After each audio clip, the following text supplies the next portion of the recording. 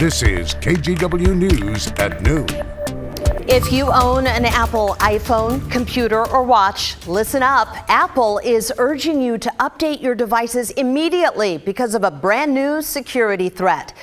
Hello, everyone. Thank you for joining us. I'm Brenda Braxton.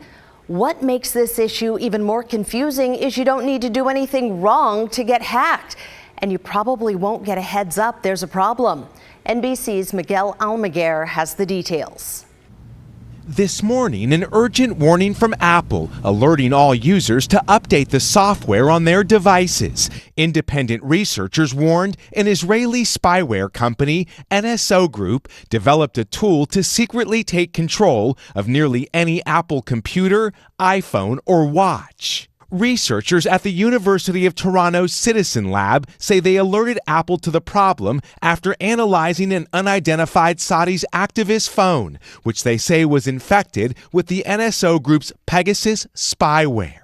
An attack that gives someone, thousands of miles away complete access to your phone without you, the target, seeing anything on the screen or having to take any action to facilitate that surveillance. Experts call it a zero-click exploit because it does not require a user to click on a link or download a file to allow someone to take over their device. Instead, the spyware exploits a flaw in the iMessage app, allowing others to gain control of the device without the user knowing they've been hacked. You didn't need to do anything wrong. They could actually just insert it on your phone. So it's a very sophisticated vulnerability. Apple unveiling a software update Monday, thanking Citizen Lab for identifying the security flaw, adding, "Attacks like the ones described are highly sophisticated, cost millions of dollars to develop, often have a short shelf life, and are used to target specific individuals."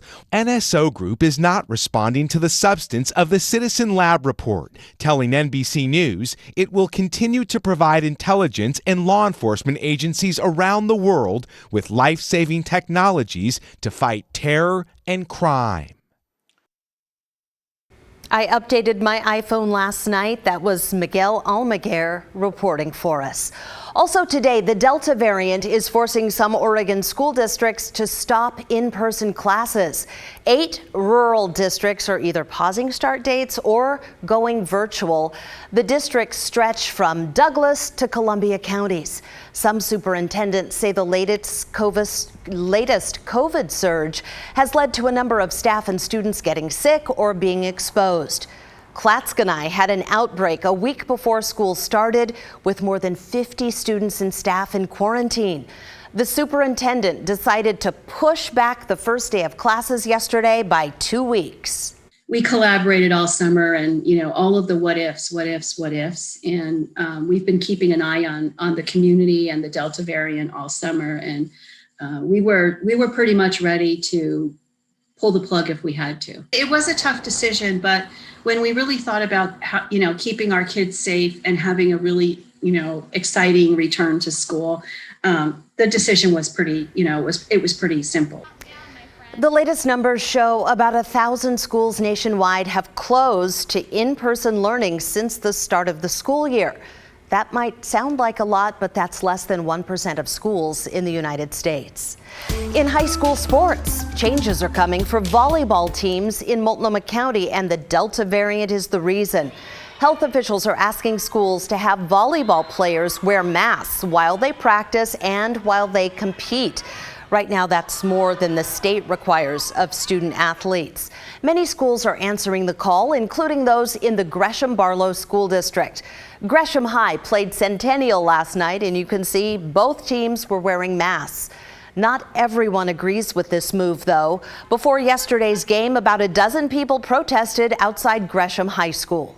Athletes should not be wearing masks when they're performing at a higher level athletically and using more oxygen than other people. I feel like they should not be deprived of getting to breathe freely.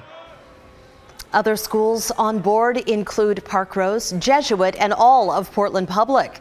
Reynolds High School does not require vaccinated players to mask up while they're competing, but their athletic director says that could change.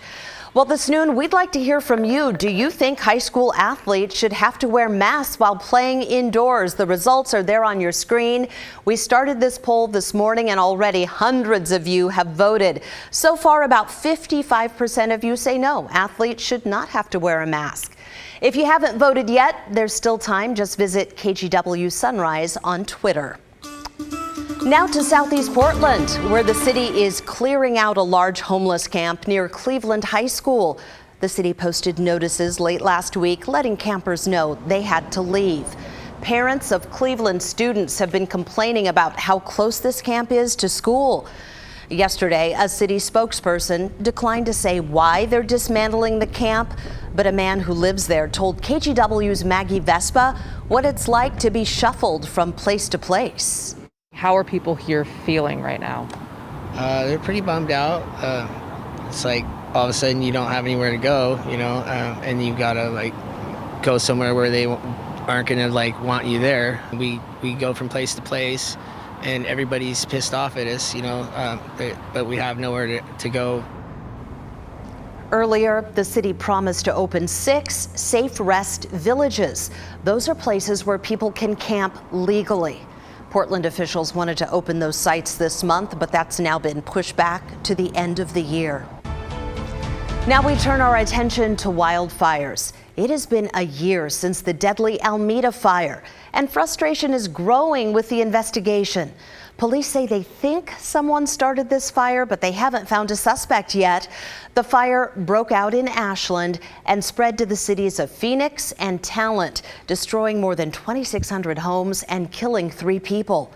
This is one of the most catastrophic fires in Oregon history. It remains open, and it will remain open until we bring it to full resolution. We've engaged 18 outside law enforcement agencies from 4 different states to help with the investigation. We've interviewed hundreds of people.